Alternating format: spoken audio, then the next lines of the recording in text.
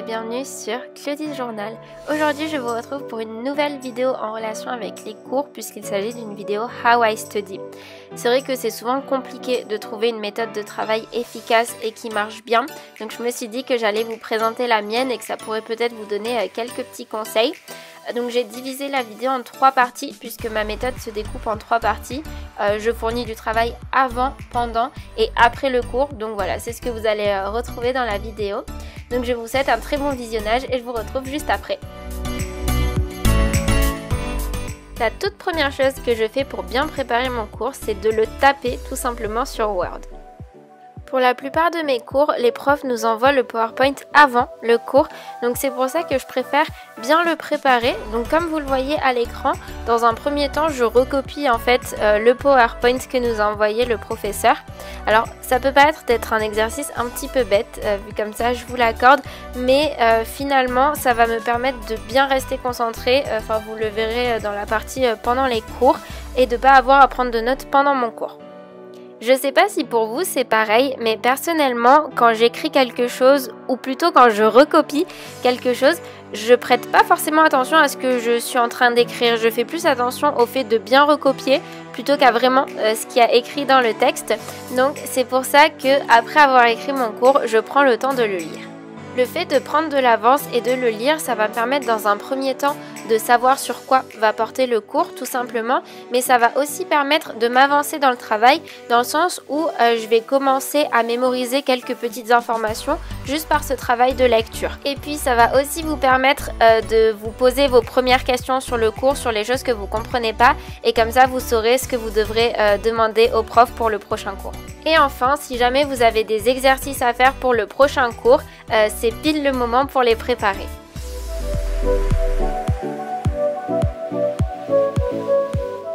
Le fait d'avoir écrit et d'avoir lu mon cours à l'avance va me permettre d'être beaucoup plus concentrée et d'avoir juste à écouter pendant le cours. Ça permet de vraiment être bien concentré sur ce que dit le prof et surtout de mieux comprendre. C'est vrai que quand on prend des notes de tout ce que le prof est en train de raconter, ça peut parfois être très rapide, on peut manquer d'informations. Donc le temps qu'on se dit mince, j'ai raté une information, on rate d'autres infos. Enfin bref, c'est un peu un cercle vicieux. Donc le fait d'avoir préparé le fichier avant, c'est beaucoup mieux en fait pour pouvoir écouter ce que dit le prof. Et après, on peut toujours ajouter des notes, donc comme vous me voyez faire sur la vidéo, si le prof complète quelque chose qu'il n'a pas forcément détaillé dans son PowerPoint, je le prends en notes et comme ça me permet d'avoir un cours le plus complet possible. Et enfin, quelque chose qui est super important, c'est la participation. Surtout en ce moment où je pense qu'on est pour la plupart en cours à distance, en tout cas pour ceux qui suivent des études supérieures. Donc c'est super important de participer, surtout si vous ne comprenez pas quelque chose, n'hésitez pas à allumer votre micro et poser la question au professeur.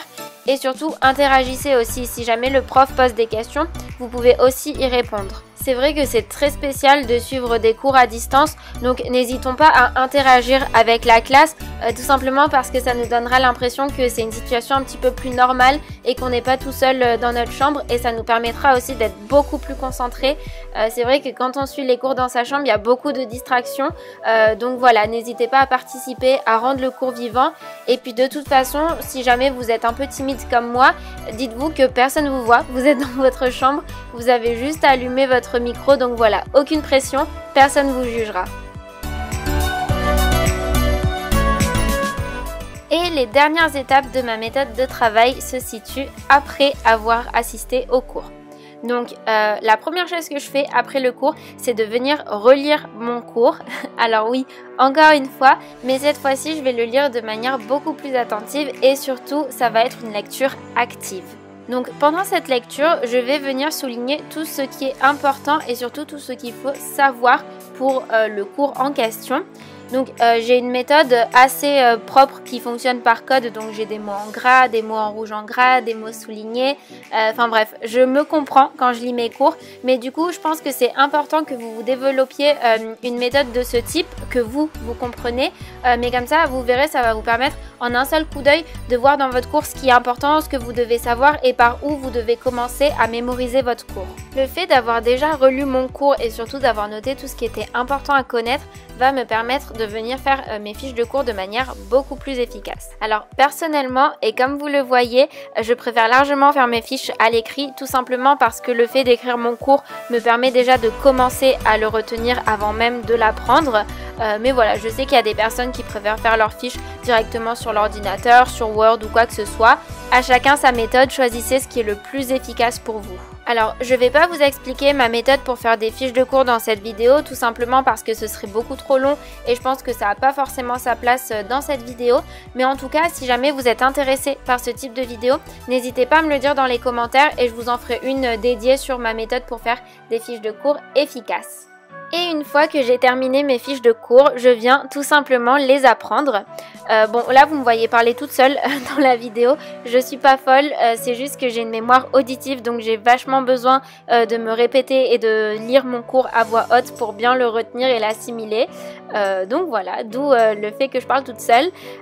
Encore une fois, on a tous des mémoires différentes, des méthodes d'apprentissage différentes, donc n'hésitez pas à adapter en fonction de vos besoins, mais si jamais vous avez une mémoire auditive comme moi, n'hésitez pas à utiliser la même technique, vous verrez, ça marchera peut-être aussi bien avec vous que sur moi.